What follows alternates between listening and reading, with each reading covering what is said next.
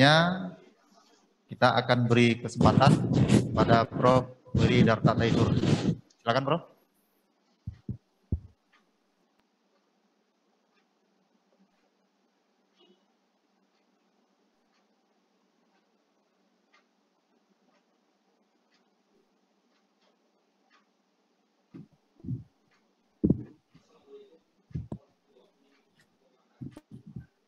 Assalamualaikum warahmatullahi wabarakatuh.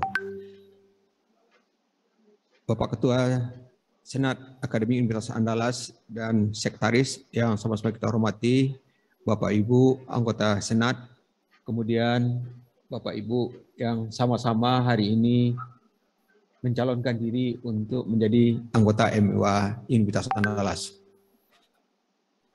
Marilah kita mengucapkan puji syukur kehadirat Allah Subhanahu wa taala. Pada hari ini kita dapat bersilaturahmi dan selanjutnya salam kita sampaikan kepada junjung kita Nabi besar Muhammad SAW. Bapak Ibu yang saya hormati, seperti yang diarahkan panitia bahwa setiap calon anggota MUA ini harus menyampaikan profil, kemudian komitmen, kemudian kontribusi apa yang akan diberikan jika terpilih menjadi anggota MUA. Bapak Ibu yang saya hormati, saya Wiri Darta Taifur, masuk dosen UNAN ini tahun 1986. Berkat rahmat Allah Subhanahu wa taala dan dukungan Bapak Ibu semua, saya setelah diperoleh atau diberi kesempatan atau mendapat amanah untuk berbagai jabatan baik di UNAN tingkat nasional maupun di tempat lain. Mudah-mudahan ini bisa menjadi bekal bagi saya untuk bisa memberi terbaik sebagai anggota MUA Universitas Andalas. Baiklah Bapak Ibu yang saya hormati, kita lanjut kepada kontribusi, komitmen.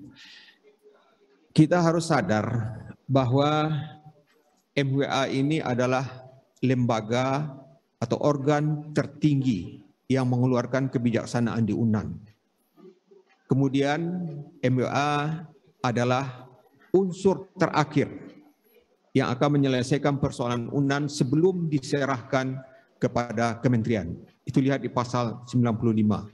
Jika ada persoalan antara rektor, SAU yang tidak bisa diselesaikan, maka dalam 3 bulan MUA harus menyelesaikannya. Oleh sebab itu, komitmen kita sebagai anggota MUA tidak cukup hanya menyatakan menyediakan waktu, kemudian tidak hanya cukup menyediakan waktu. Tetapi yang lebih penting lagi adalah menyediakan waktu dan bekerja sesungguh itu adalah hal yang melekat, yang harus dilaksanakan. Tetapi yang lebih dari itu adalah tugas dari MUA itu adalah menjaga suasana kampus untuk tercipta peningkatan produktivitas, dosen dan tenaga pendidikan adaptif dan fleksibel menghadapi perubahan dan tantangan global.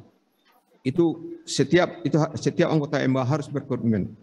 Yang berikutnya itu adalah menjaga semangat kolegialitas dan saling menilik dan mengimbangi satu terhadap yang lain dan mengutamakan kepentingan UNAN. Itu komitmen. Nah, waktu dan bekerja sesungguh itu harus melekat pada setiap anggota MUA. Selanjutnya Bapak Ibu, apa yang akan diberikan kontribusi? Seperti yang saya sampaikan tadi, bahwa MUA ini adalah lembaga tertinggi dan kemudian dia harus memberi solusi yang terbaik. Oleh sebab itu, saya akan mengukakan di sini ada beberapa tantangan yang harus dihadapi atau yang akan dihadapi oleh UNAN.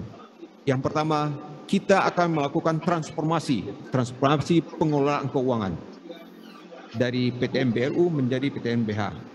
Kemudian kita akan melakukan transformasi pengelolaan sumber daya manusia dan sumber daya aset.